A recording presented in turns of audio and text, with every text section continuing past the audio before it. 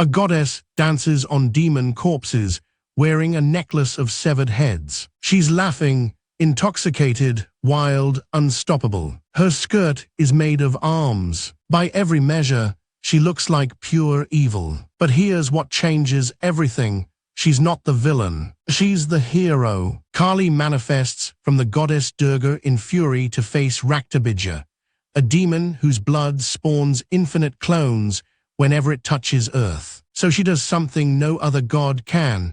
She drinks his blood before it falls. She consumes him entirely. Her dance isn't madness, it's necessity. It's the cosmic force that destroys evil so the universe can be reborn. But when she dances too long, when she threatens to shake the three worlds themselves, something stops her. What happens when a goddess of destruction meets her match? The three worlds are drowning in terror. Raktabija walks across the battlefield, and with every wound the gods inflict, something impossible happens. Blood spills from his body. Each drop that touches earth becomes a new demon, identical, hungry, unstoppable. 1 becomes 2, 2 becomes 4, 4 becomes an army that fills the sky. The gods watch their weapons fail. Indra's thunderbolt strikes him. His blood sprays. More clones erupt from the ground like a plague. Vishnu's discus cuts deep.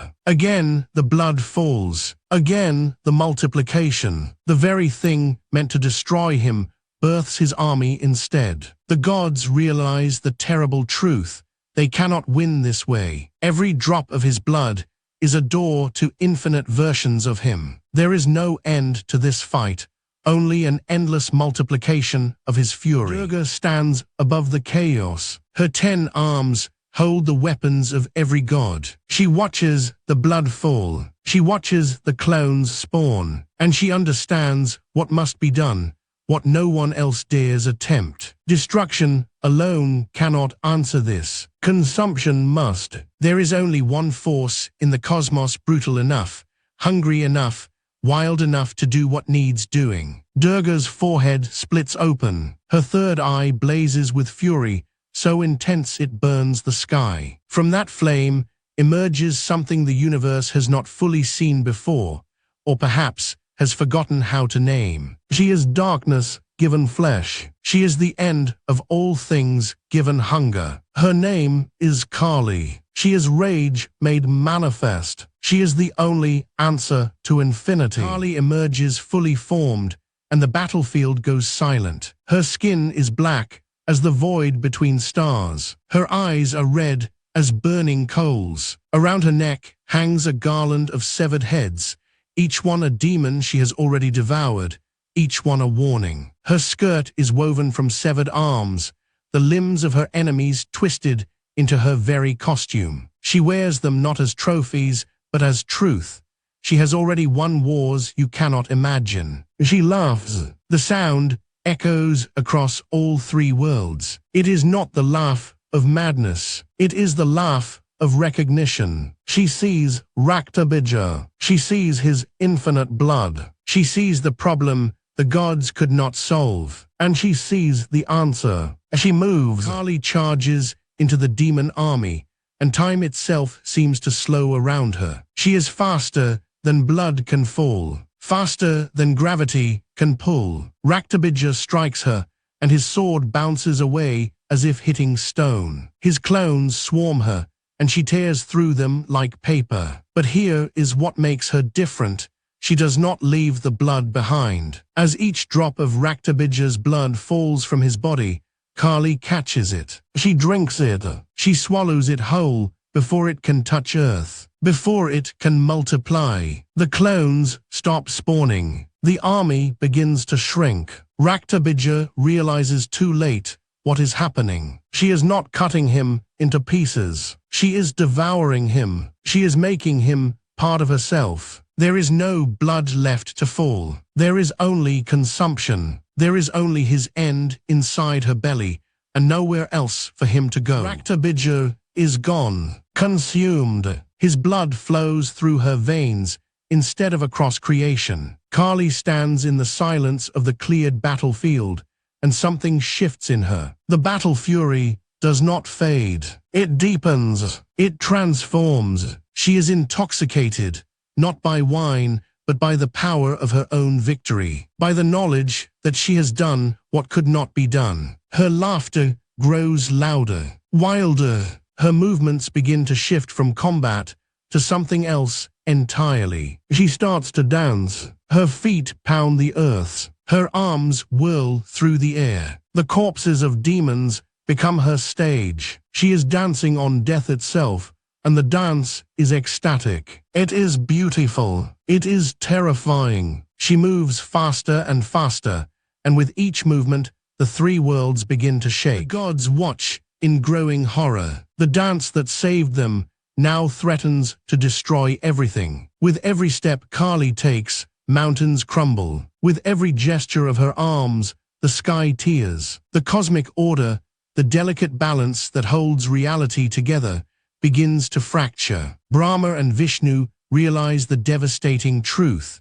They have created a destroyer so powerful that nothing can stop her. Not because she is evil, but because she is complete. She has done her work so thoroughly that her purpose is exhausted, and now the power continues to build with nowhere to go. She does not see the gods anymore. She does not see the demons. She sees only the rhythm of destruction itself. The dance consumes her as completely as she consumed Raktabija. The three worlds tremble, mountains crumble, the oceans churn, and still she dances. Then Shiva moves, her consort, her beloved, the god of meditation and cosmic dissolution himself. He does not fight her. He does not try to stop her. Instead, he lies down directly beneath her feet. He becomes her dance floor. He spreads himself across the earth as an offering, a mirror, an anchor. Kali's foot comes down upon his chest, and for the first time, she hesitates. Something in that contact reaches her. Something in the presence of his body beneath her reminds her of who she is beyond the fury. The dance does not stop immediately, but it begins to slow. His eyes meet hers. In that gaze, recognition blooms. Kali sees Shiva beneath her feet, and the truth crystallizes. He is not an enemy. He is not a stage for her dance. He is her beloved. He is the one she has always protected, the one whose existence gives her fury meaning. Every demon she destroyed to preserve him. Every drop of blood she consumed to keep chaos from reaching him. In the presence of his face, his eyes, his vulnerable form beneath her, her rage transforms. It does not disappear. It settles. It finds its purpose again. She is not a destroyer who cannot stop. She is a destroyer who chooses to stop. There is a difference. There is everything in that difference. Kali's dance halts. Her laughter fades into silence. The shaking ceases. The three worlds stop trembling. She bows before Shiva, and as she bows, her form transforms. The black skin shifts. The severed heads and arms dissolve. Her wildness softens into grace. She becomes Parvati again, gentle, whole herself. But she is not weakened by this transformation. She is completed by it. The goddess who wears serenity knows that it was earned through fury. The goddess who dances in love knows that love requires the power to destroy absolutely. She kneels beside Shiva, and he rises to hold her. The three worlds exhale. The crisis has passed, but nothing will ever be the same. In the silence after destruction, the three worlds breathe again. The gods bow to Kali, who has returned to Parvati. They understand now what they have always needed to know, that destruction is not evil, that fury serves Dharma, that the dance of chaos and order is not a war, it is a rhythm. Parvati whispers to Shiva that the balance between creation and dissolution is never permanent. It is never truly final. It is only ever resting, waiting, because somewhere in the cosmos, another Raktabija will rise, another threat will emerge, and when it does, Kali will dance again. Next time, we explore the god who defied death itself and what it cost him.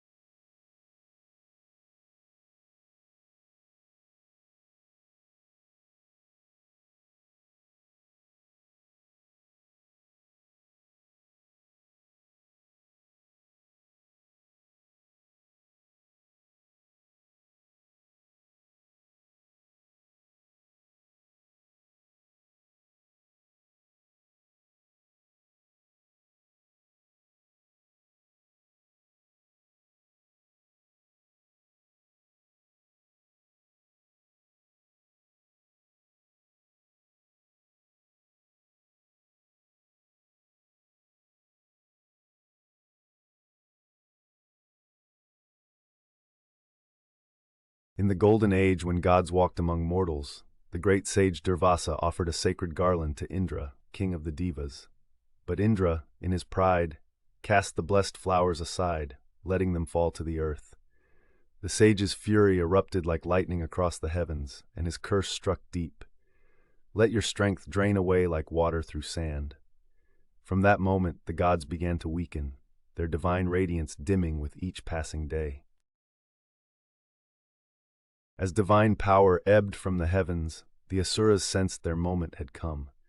Led by mighty kings with eyes like burning coals, they swept across the three worlds like a tide of shadow. The weakened gods fled their celestial palaces, their weapons growing heavy in their hands, their courage faltering. What had once been the realm of light now trembled under the advance of darkness, and the cosmic order itself began to unravel. In their darkest hour, the gods turned to Lord Vishnu, the preserver of all creation. They found him resting upon the cosmic serpent Shesha, his 4 arms holding the symbols of divine power, his eyes deep as the eternal ocean. "O Lord," pleaded Brahma, "the universe tilts toward chaos. Our strength fails and Dharma itself grows weak." Vishnu's voice resonated like distant thunder. "Fear not. There is a way to restore the cosmic balance, but it will require wisdom greater than pride, and cooperation where once there was only enmity." Vishnu's plan defied all understanding. Gods and demons must work as one. "The ocean of milk holds Amrita, the nectar of immortality," he explained, "but it can only be obtained through churning, and this task is too great for either side alone." The very air seemed to crackle with tension as ancient enemies faced each other. Indra's jaw tightened, while the Asura king's eyes blazed with suspicion.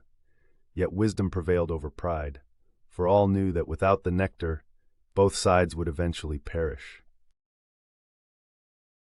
The cosmic ocean stretched beyond all horizons, its milky waters holding the mysteries of creation itself.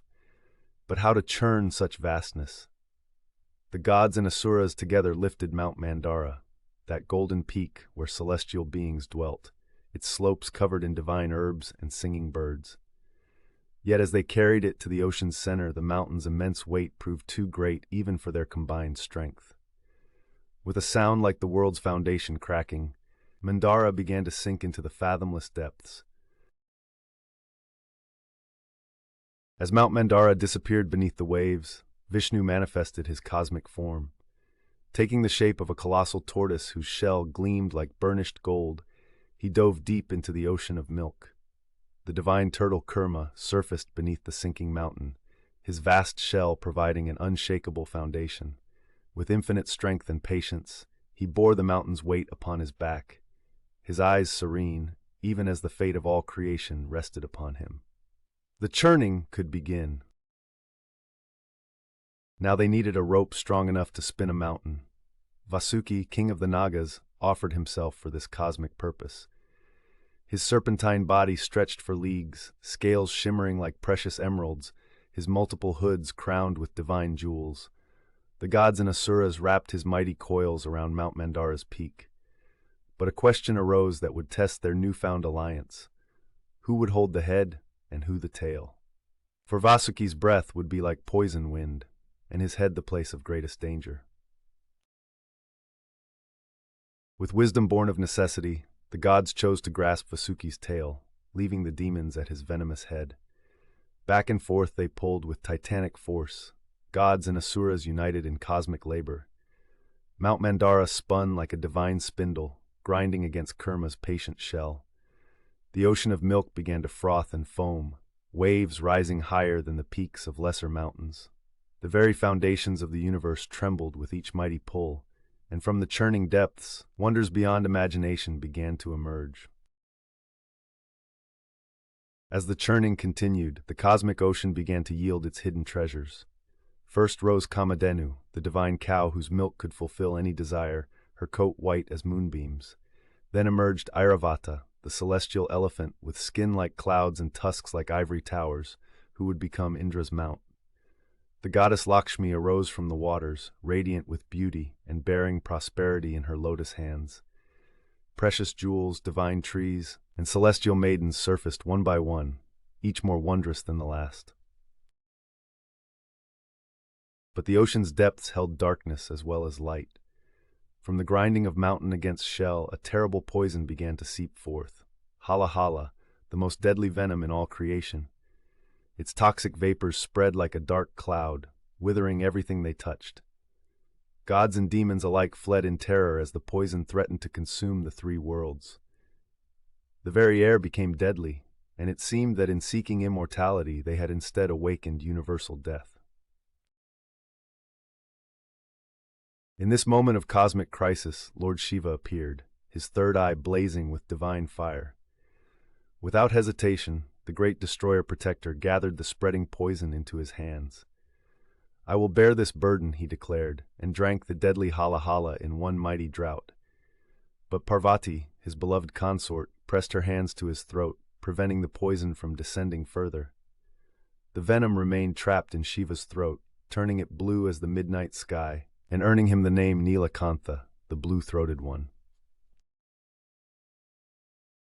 With the poison contained by Shiva's sacrifice, the churning resumed with renewed vigor. At last, as the sun reached its zenith, Dhanvantari emerged from the depths, the divine physician, holding aloft a golden vessel that blazed like a captured star. Within the sacred kumbha was Amrita, the nectar of immortality, glowing with pure white light. The sight of it sent a thrill through both gods and demons, for here was the prize they had labored so long to obtain. But now came the greatest test. Who would drink from the cup of eternal life?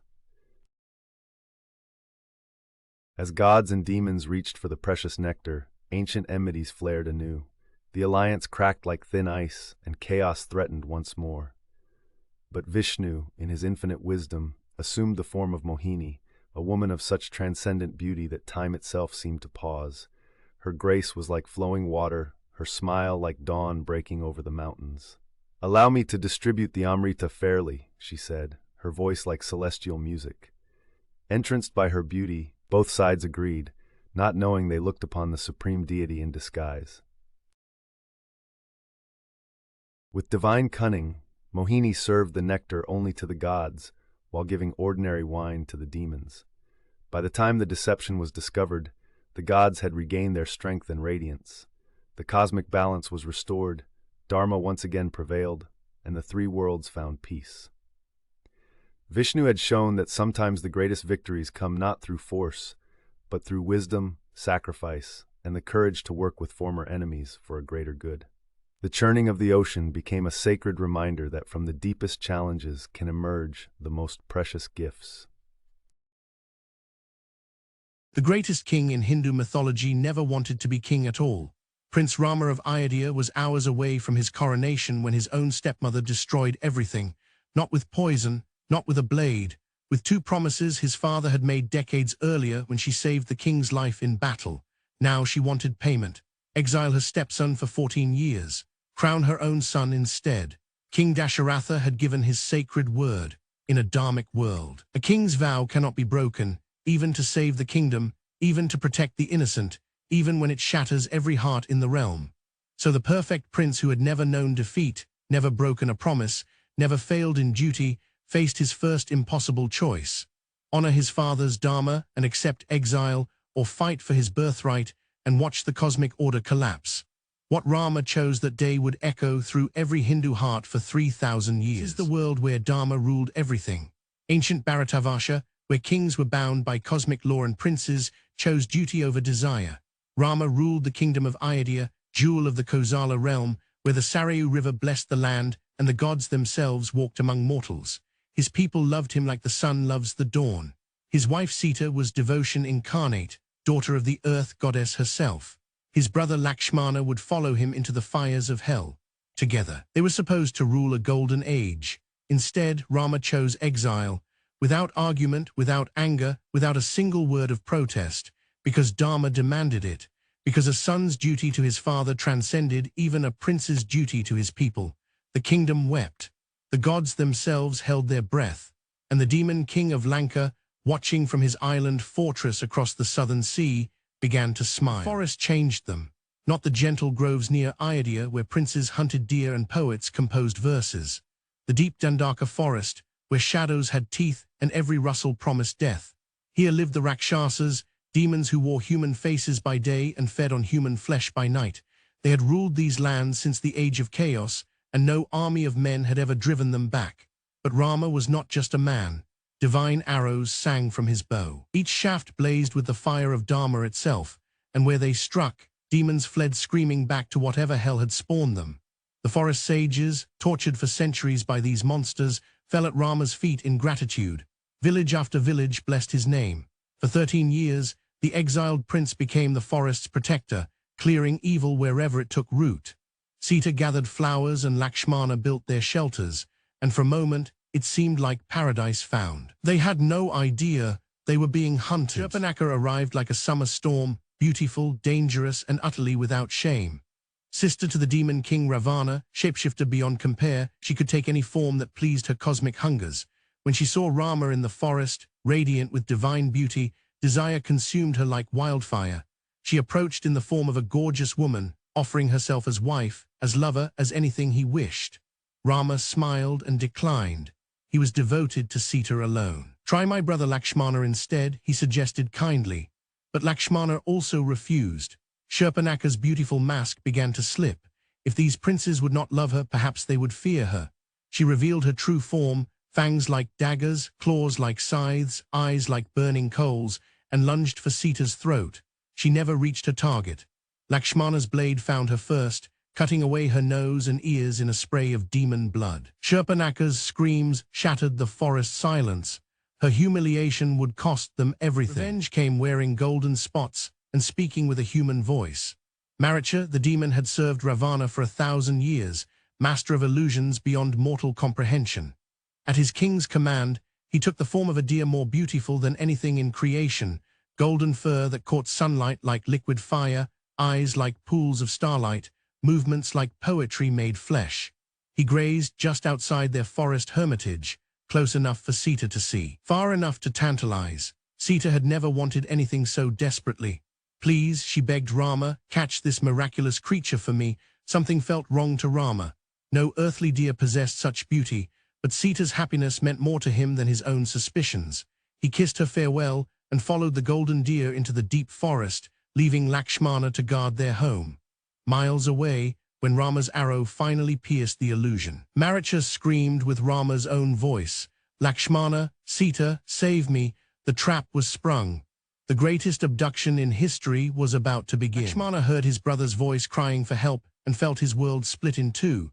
Rush to Rama's aid and leave Sita undefended. Stay and let his beloved brother die. Sita made the choice for him. Go, she commanded. Rama needs you. Lakshmana drew a protective circle around their hermitage with the tip of his sword, blessing it with mantras older than memory itself. No creature of evil could cross this line while he lived. Stay within this circle, he begged her. No matter what you see, no matter what you hear, do not step outside. Then he ran toward his brother's voice, leaving Sita alone for the first time in 13 years of exile. She waited in the sacred circle, her heart hammering like a caged bird. The forest fell silent, too silent. Even the insects stopped their chirping. Then footsteps approached through the trees. Slow, deliberate, patient.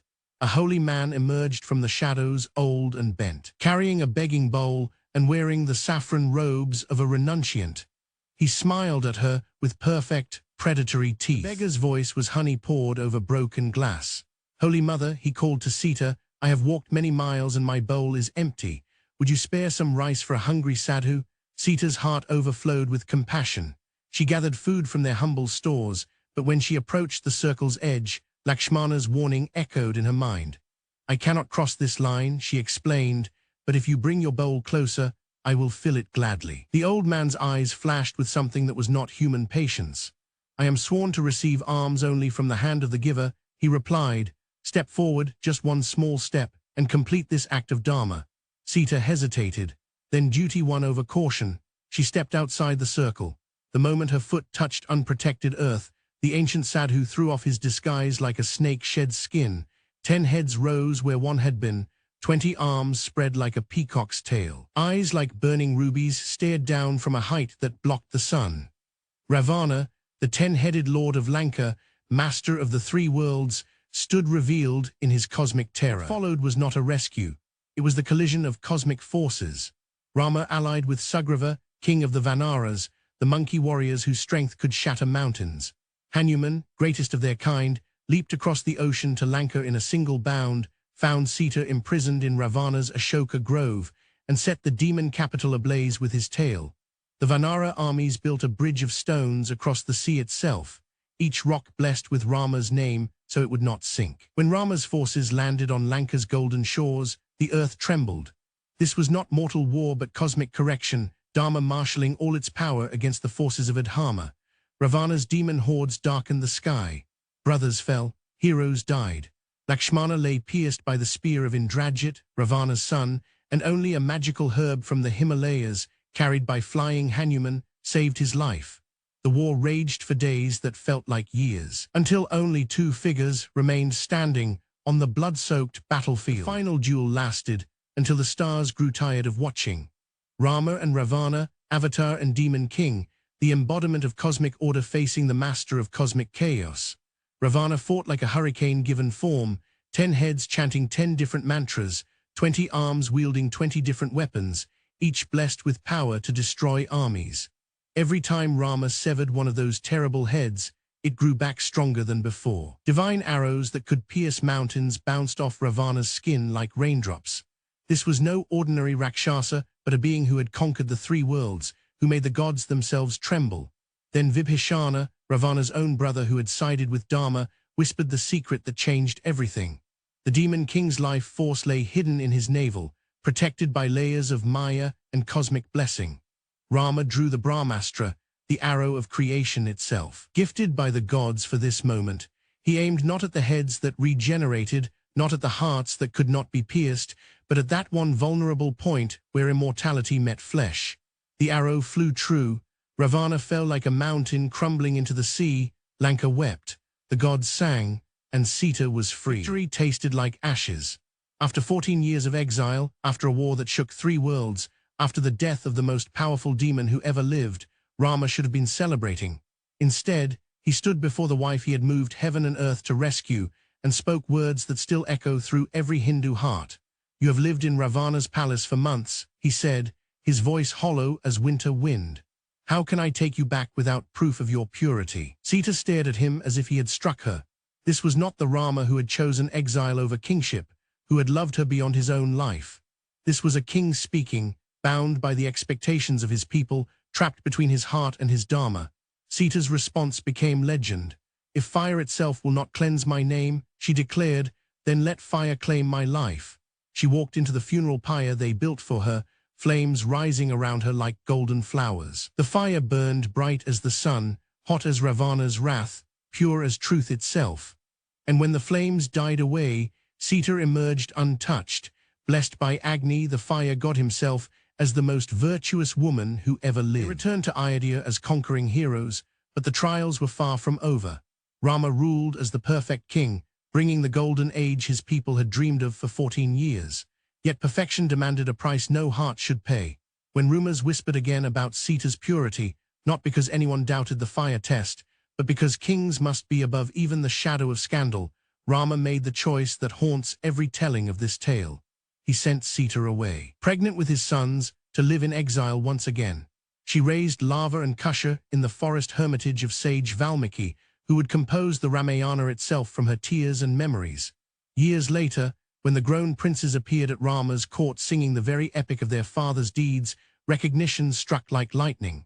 Rama begged Sita to return, to undergo one final test to silence all doubts forever. She refused. Mother Earth, she called. If I have always been faithful, receive me back into your embrace.